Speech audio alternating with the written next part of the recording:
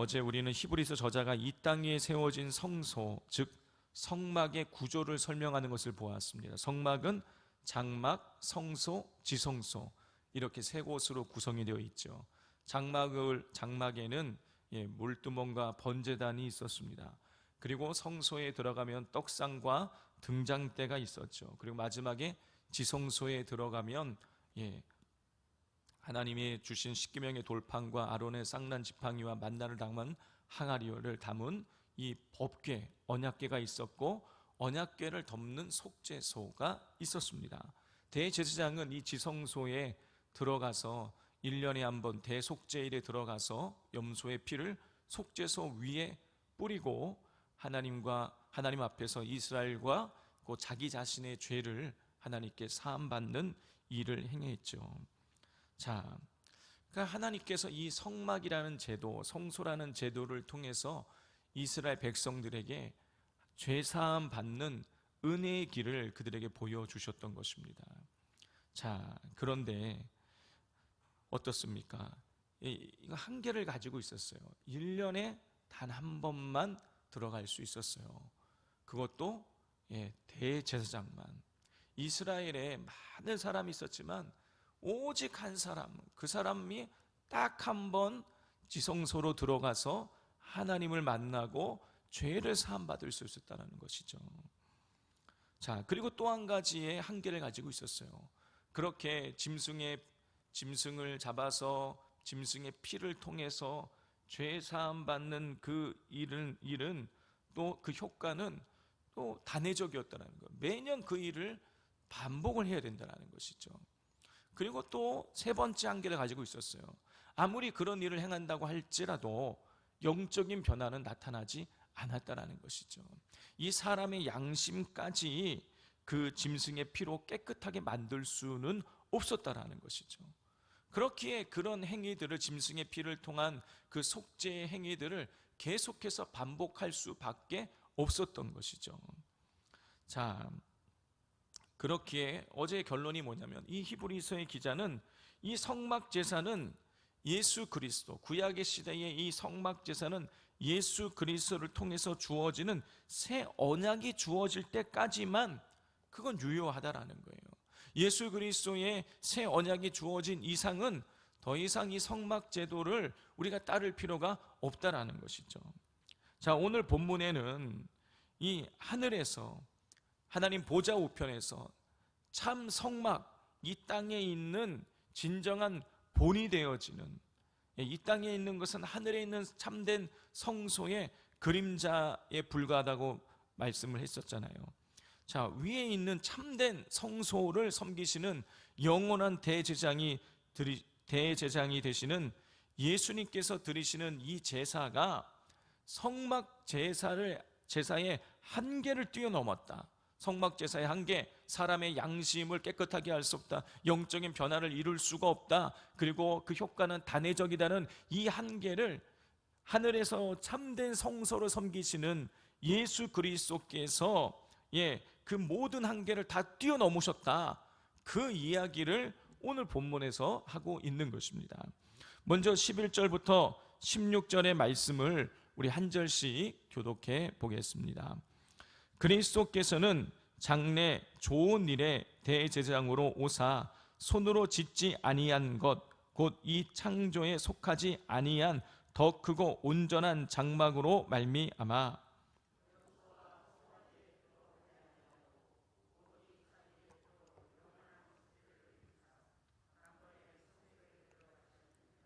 염소와 황소의 피와 및 암송아지의 죄를 부정한 자에게 뿌려 그 육체를 정결하게 하여 거룩하게 하거든.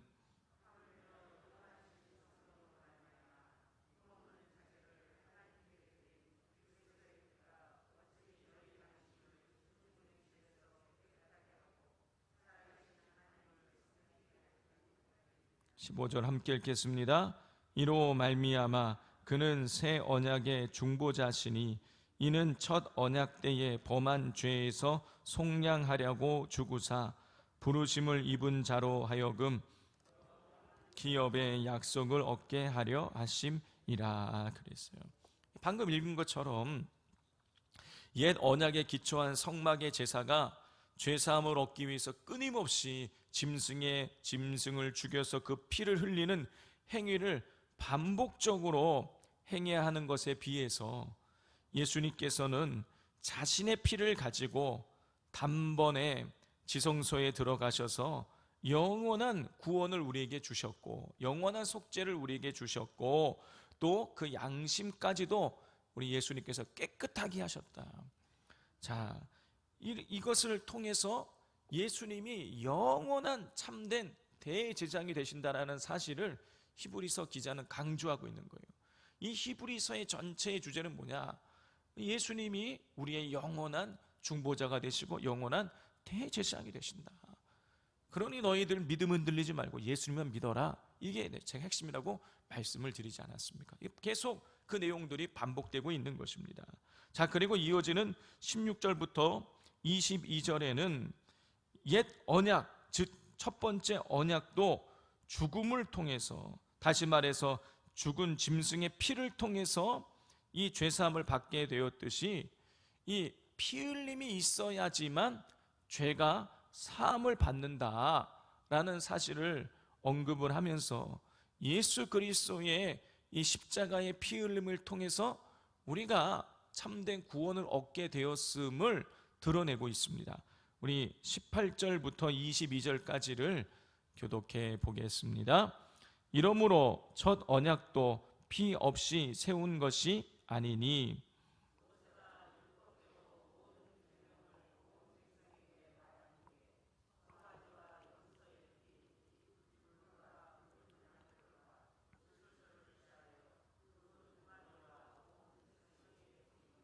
이르되 이는 하나님이 너희에게 명하신 언약의 피라 하고,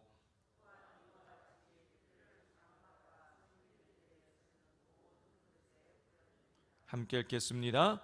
율법을 따라 거의 모든 물건이 피로써 정결하게 되나니 피 흘림이 없은즉 사함이 없느니라 그랬어요.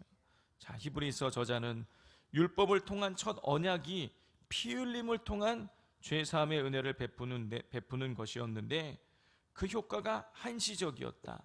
그리고 사람의 양심과 영혼을 깨끗하게 하지 못하는 것이었다. 그런데 영원한 대제사장이 되시는 예수님께서 십자가에 피 흘려 죽으심으로 인간의 모든 죄를 영원히 사하시고 인간의 양심까지도 변화시키셨다라는 사실을 이렇게 언급함을 통해서 예수님만을 믿고 따를 것을 촉구하고 있는 것입니다. 성도 여러분, 계속 반복이 되지만 이 히브리서는 영원한 대제사장이 되신 예수님을 통해서만이 우리가 구원에 이를 수 있다라는 사실을 강조합니다. 그러므로 우리는 오직 예수님만을 믿고 따라야겠죠. 예수님 외에 천하 구원을 얻을 만한 다른 이름을 우리에게 주신 적이 없다고 성경은 기록하고 있어요. 또 예수님 스스로도 예수님이 길이요 진리요 생명이 되신다고 말씀하여 주셨습니다. 예수 그리스도를 통해서만이 우리가 구원에 이를 수 있는 것입니다. 이 사실을 기억하면서 우리에게 영원한 생명을 주시고 영원한 죄사함의 은혜를 베푸신 그 십자가, 예수님의 십자가를 단단히 붙잡고 모든 상황 속에서 예수님만을 의지하며 믿음으로 승리하시기를 주님의 이름으로 축복을 드립니다. 이 시간 같이 기도하도록 하겠습니다. 우리가 오늘 말씀을 가슴에 담으면서 그 십자가 사건을 통해서 우리에게 영원한 구원을 주시고 우리의 양심과 영혼을 깨끗하게 하신 십자가의 은혜에 대해서 감사하면서 하나님, 이 십자가의 은혜가, 예수님의 그 십자가의 그 은혜가 우리 안에서 이 감격이 식어지지 않게 하시고 십자가를 단단히 부여잡고 예수님을 쫓는 이 제자됨의 삶을 살아가게 해달라고 기도해 주시고, 또 우리 비전센터 설계 허가와 또 시공업체 선정의 과정이 하나님의 은혜로 역사해 달라고, 금요 기도회를 통하여서 온전한 치유와 회복이 일어나게 해달라고, 교회학교, 여름 성경학교, 여름 수련회가 기도로 준비되어지고 어린 생명들이 예수님을 나의 구주로 고백하는 놀라운 역사가 이루어지게 해달라고 주여 부르짖고 기도하겠습니다.